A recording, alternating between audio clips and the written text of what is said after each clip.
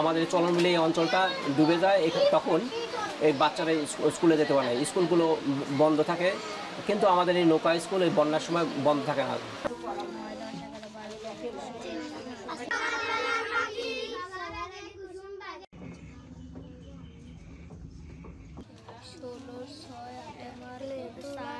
আমার বন্ধুরা অন্য জায়গায় থাকে,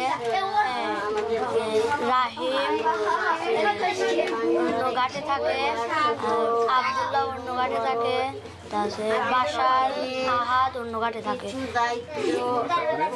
স্কুল না থাকলে পরে আমি বন্ধু বানাতে পারতাম না।